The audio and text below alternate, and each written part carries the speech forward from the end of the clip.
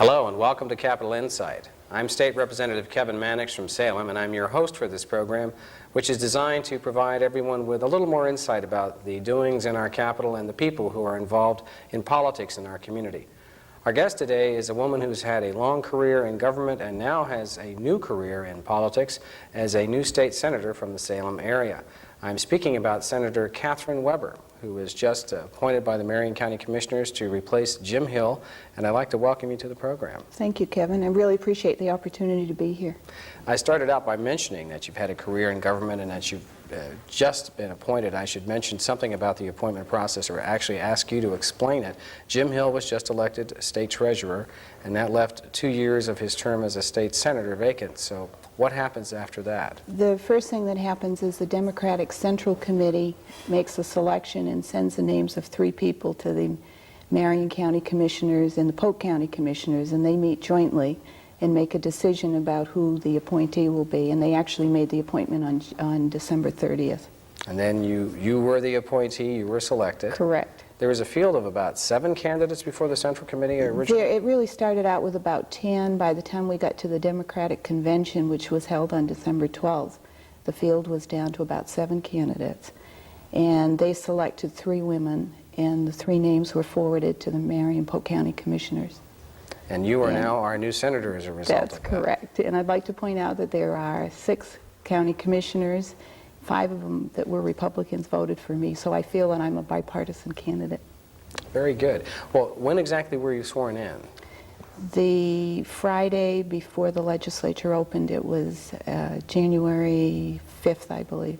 Now, does that give you a few days seniority over people who were just newly elected and sworn in on the very first day of the session? Yes, it does. It means I get better access to parking, and that I had access or was able to get my stationery order in early. I'm not sure it has a lot of other benefit, but it did give me some seniority. Now, as a new senator, you'll be dealing with, of course, you're jumping right into our session, but you'll have 2 years before you have to run for election? Yes, that's correct. Now, the normal term is 4 years, so this sort of gives you half time compared to senators generally, but I'll mention parenthetically, House members only get 2 years anyway, so those of us in the House will be running for election at the same time that you'll be up. As you've jumped right into the session, you've had several committee appointments of note, and particularly being chair of the Education Committee. But can you mention for us the committees that you'll be serving on? Yeah, I'm really fortunate in the committees that I was assigned. I am chairing Senate Education Committee, and there's some very important issues there, primarily what happens with the Education Reform Act. So I'm really excited about the opportunity to make sure the Act basically stays in place, that we, as they say, stay the course. And there are, of course, a number of tweaks, perhaps, to the bill. There are a number of policy issues that need to be more worked, more fully explored. And like any other major reform or major change, there are always opinions about which direction to go.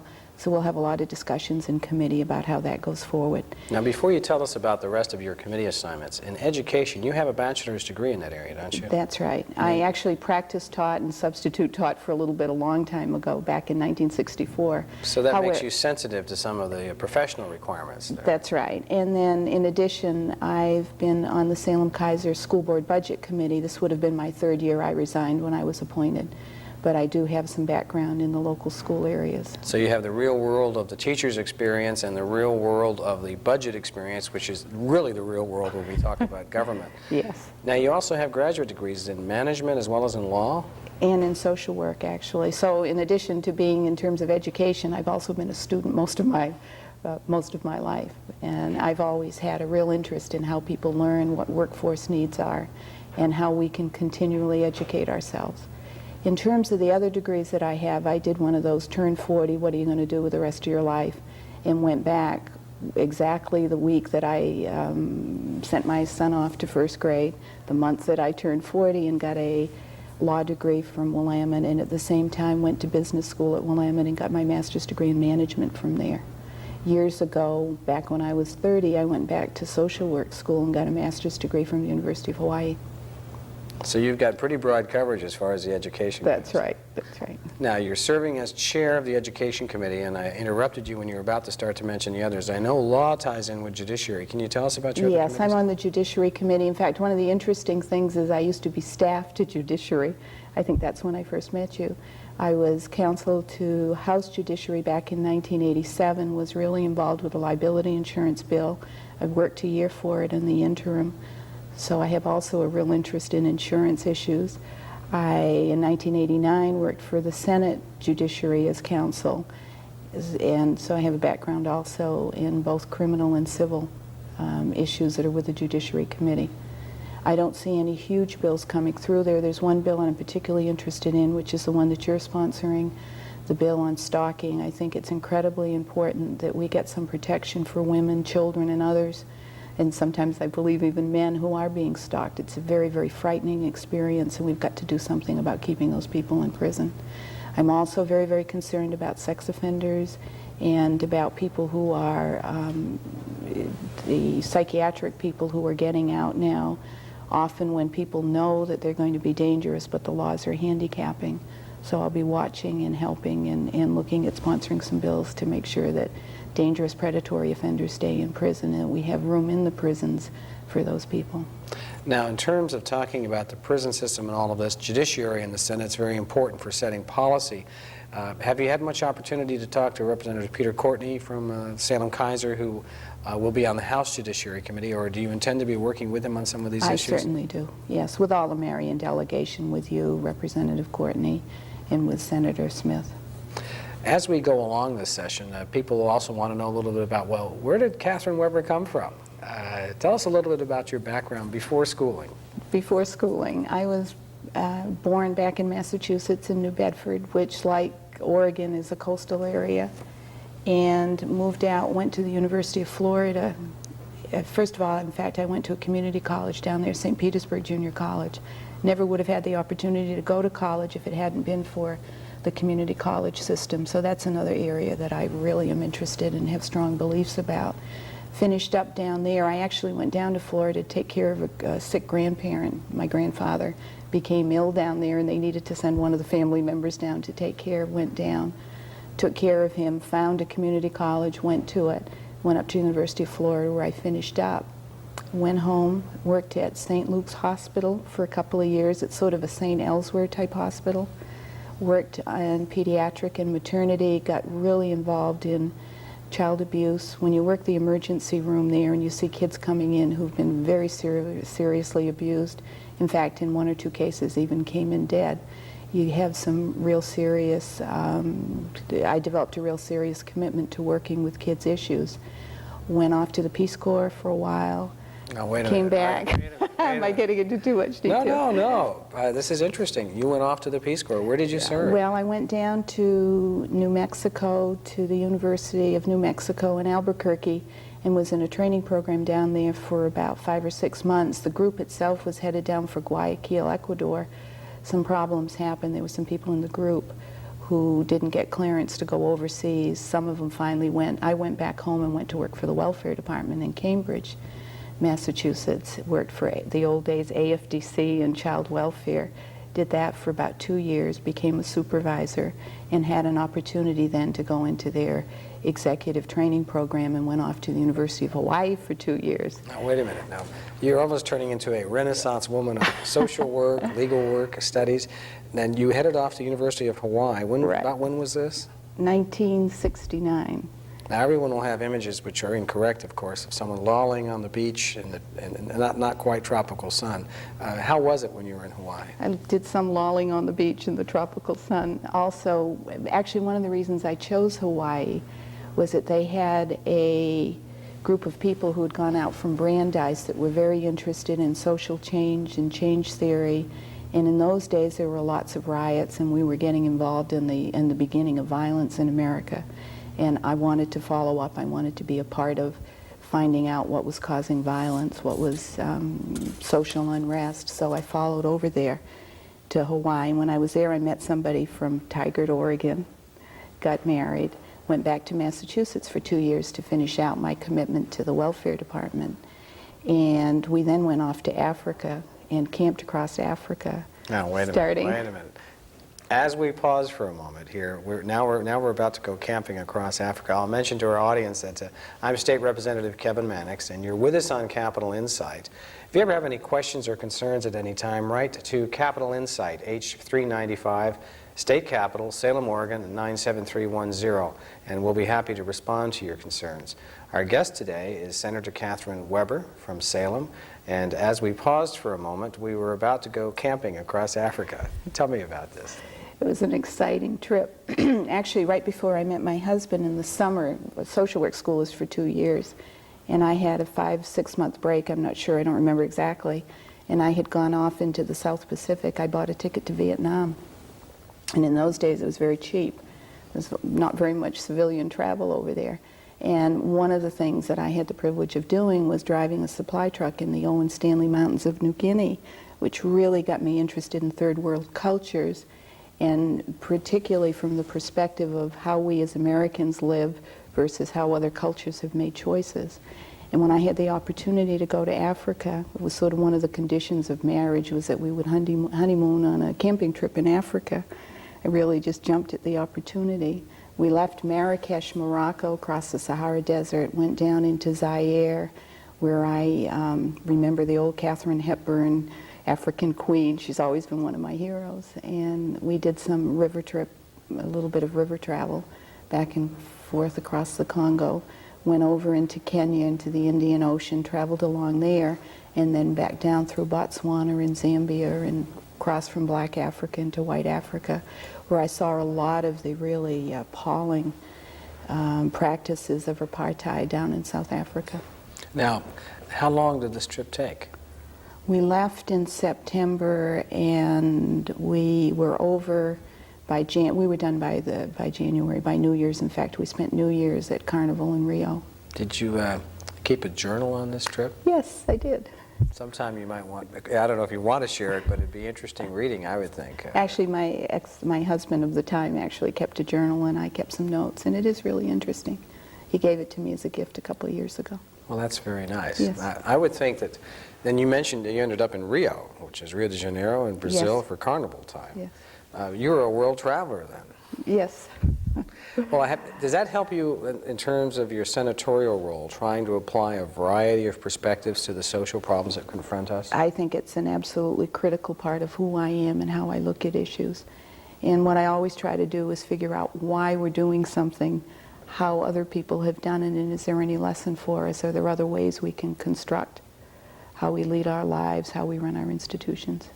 Are you going to be applying some of that this session when we talk about restructuring government? Some people say downsizing, I just say restructuring, because some things may be smaller, some things may be bigger. But have you thought about that process and what we might need to do? I've thought about it a lot. As you know, I ran a state agency, the Criminal Justice Services Division, and as part of it, one of the activities we had was operating the Criminal Justice Information System. And there's so much we can be doing to be assisting law enforcement officials that we haven't done because we haven't taken the initiative of investing in the future. For example, the Department of Corrections has a huge database. They have a lot of information about the convicted felons, just about everybody who's been convicted for a 10-year period.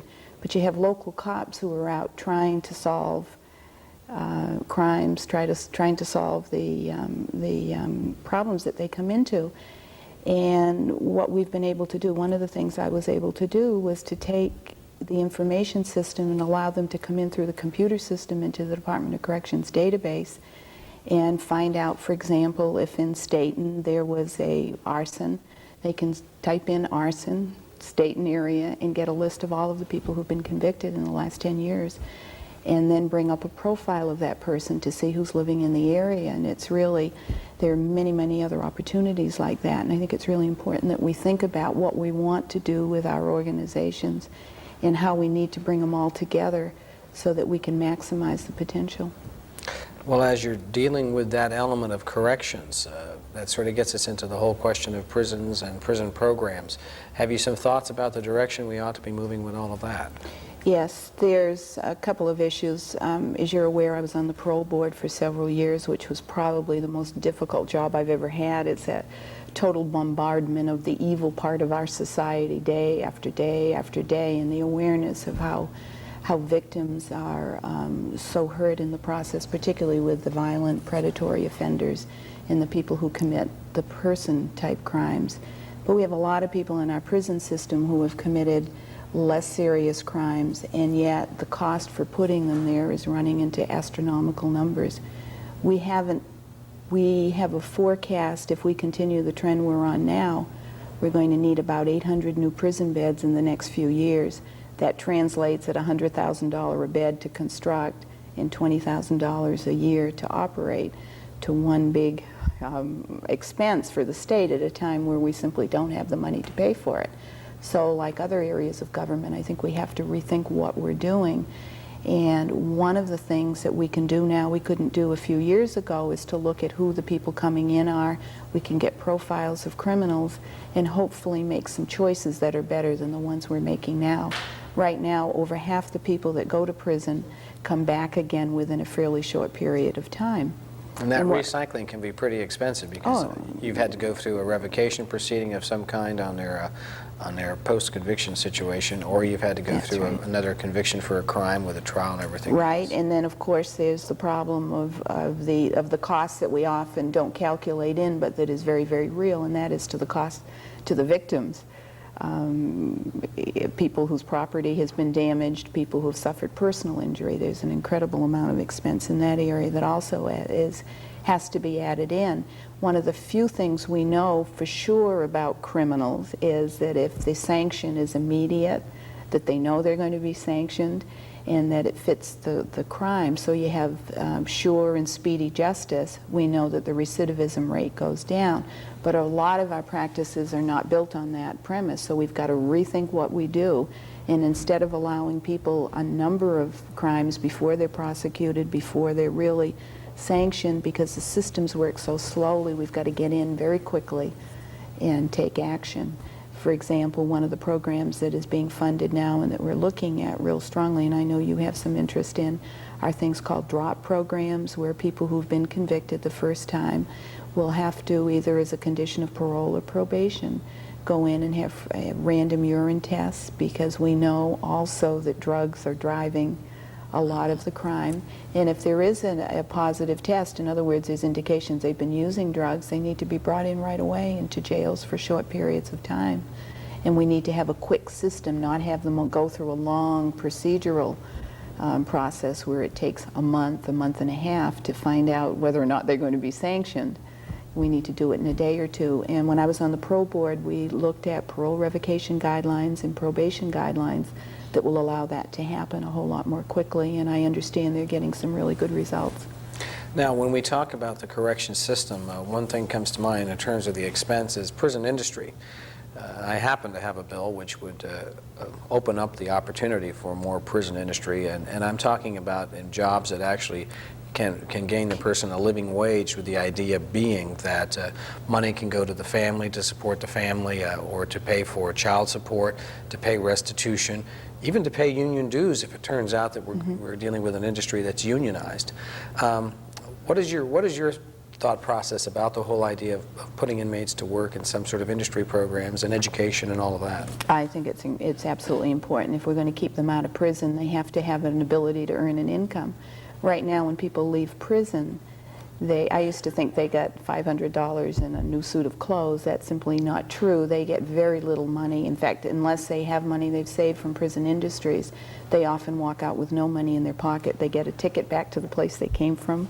So you get a Greyhound bus ticket. If you go to a place that has a city transit system, I believe you get a month's worth of free bus fares on that system, and you also you're delivered basically to the county you came from, thanks to your go-home bill, which I really support. And there's no promise of a job. How do you support yourself? Where do you get food? Where do you get shelter? You can get vouchers for up to a month's worth of of shelter. I don't know what I would do with all the background and experience I have if someone took all my friends and my capability away from me, and I was convicted of a felon and let loose. I'm not sure how I could earn a living. So you've got to have some skills to go out there. And I also know one of the problems in the past has been an idea that the prisons cannot compete in any industry with private enterprise.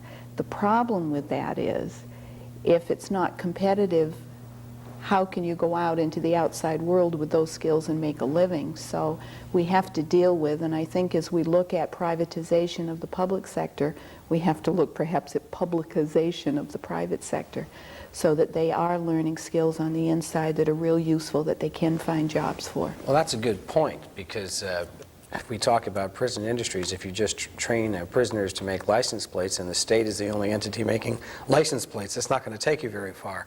Excuse me for a minute. I want to mention something to our audience, and that is that we are with Senator Catherine Weber on Capitol Insight. I'm your host, Representative Kevin Mannix from Salem. I do like to remind people of that every once in a while, and sometimes I get carried away. If you ever have any questions or concerns, please write to me at Capitol Insight, H395, State Capitol, Salem, Oregon, 97310. We were talking about prison industries, and I'm interested in this because Judge Robert Thornton, a senior judge from the Court of Appeals, who previously served as a member of the House of Representatives and as an Attorney General and then served as a judge on the Court of Appeals, is very interested in this subject area, and I've filed a bill at his request that would broaden the opportunity for prison industries. I'm already seeing that business groups saying, well, we don't want competition, and then unions too are saying, well, we're concerned that you're going to compete with union industries. And of course the answer is that if it's run right, you can deal with both of those concerns. And what you've been talking about, the reality of trying to get people back into the community, if you've got an inmate going out there with no job, we all know what's going to happen.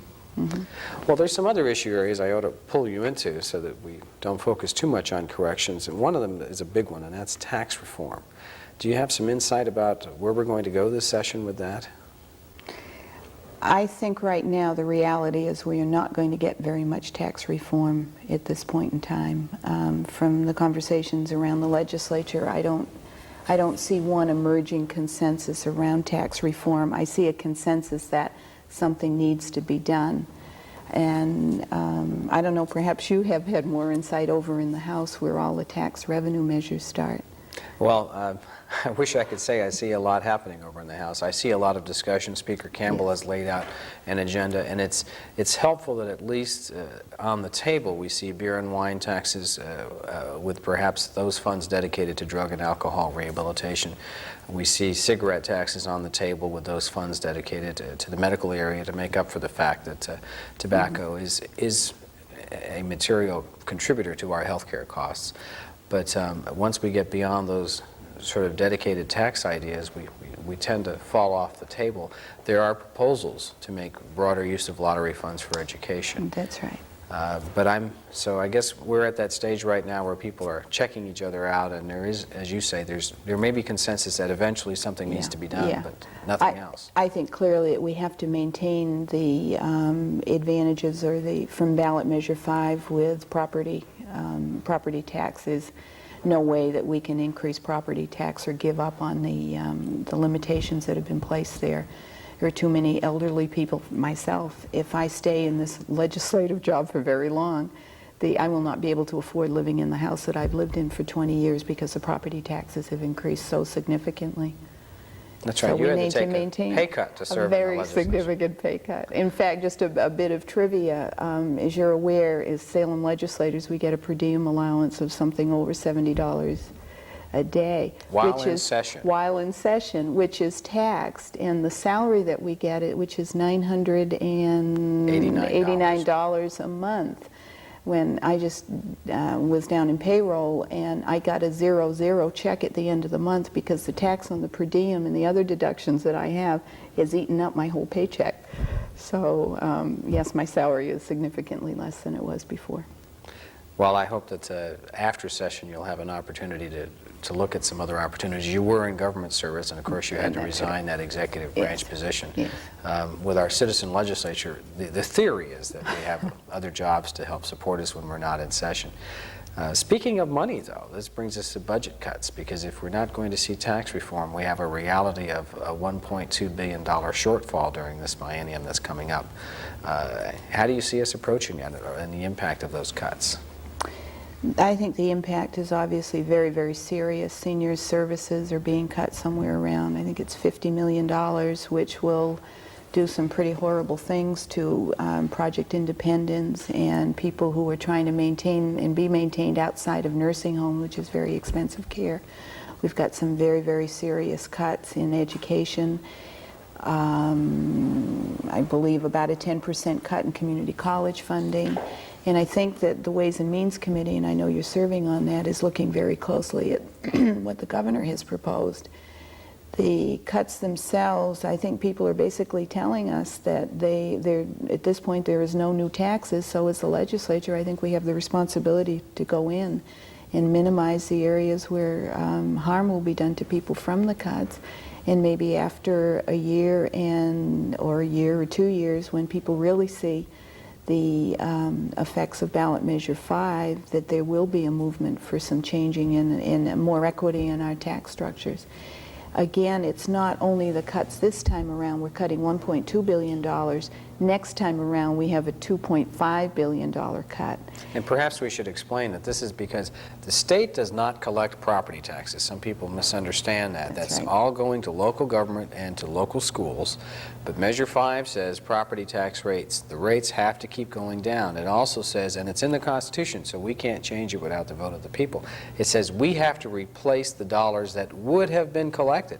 So even if property taxes go up, because assessed values might go up, if the differential between the rates and the assessed values is such that it would have been higher, and right now for the next biennium it would have been $1.2 billion higher, the state has to shovel that money out, so to speak, to the school districts to replace their revenue. And we have to do it again in the next biennium.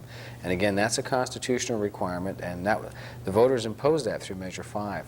The challenge we have then is trying to maintain state services, which are not funded through property taxes, while we're giving money to the school districts we never gave to them before. That's a real challenge. It is, and I think there are two things. First of all, the enormity of the cuts. Back when I was in business school, I remember one time getting confused between $1 million and $1 billion. It just seemed like $1 billion was a little more than $1 million. But $1 billion is actually, if you think of it in terms of numbers, it's enough McDonald's hamburgers. They would lay side to side. They'd go around the globe at the equator 2.5 times. So it helps you visualize how significant that cut is. One of the other issues, I think, around tax reform and tax restructuring is that we've got to pump up the economy and make sure that we have more jobs coming in and that people have better wage jobs, because that in turn will minimize some of the effects. It'll bring more money into the state to continue the programs. Right now, we've got a fairly significant immigration of people, and we've got an aging population, which means that the demands on services are higher. We've got a lot of school-age kids coming in, which are pumping up the cost of schooling, and yet we're not getting a developing economic base that is offsetting those demands. So one of the other assignments that I have, trade and economic development, I'm very, very interested in workforce development, because I think that goes hand in hand with a good taxing structure. If our economy is doing well and jobs are doing well, then tax income from income taxes is up, and then we can do more for social services. That's right. And there will be less people needing social services. That's right. So right on there with new jobs and a better economy. Well, we just have a little bit of time left, about a minute as a matter of fact, and I'm just wondering what observations you have from your new experience as a senator. How has it felt to be in there? Well, first of all, it's really, really exciting, and it's all my life I've looked at social policy, and this is social and economic policy, and this is a real opportunity to be part of the decision making. I've actually voted on a couple of bills. That feels really good to be able to exercise, what I believe in. But it's also an incredible workload. I think that's the thing that has impressed me more, or that I hadn't thought about so much.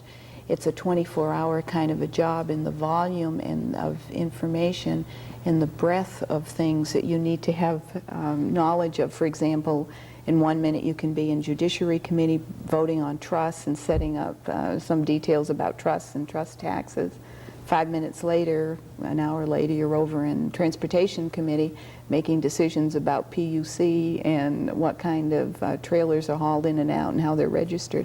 And everybody So- expects you to be an expert on everything. Right. Right. Well, with your new experience, I wish you well, and I know this will be a good session for you, and appreciate your joining us on the show today.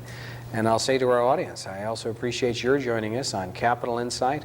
Our guest has been Senator Catherine Weber from the Salem area, and I'm your host, State Representative Kevin Mannix from Salem. Thank you very much for joining us. Thank you, Kevin.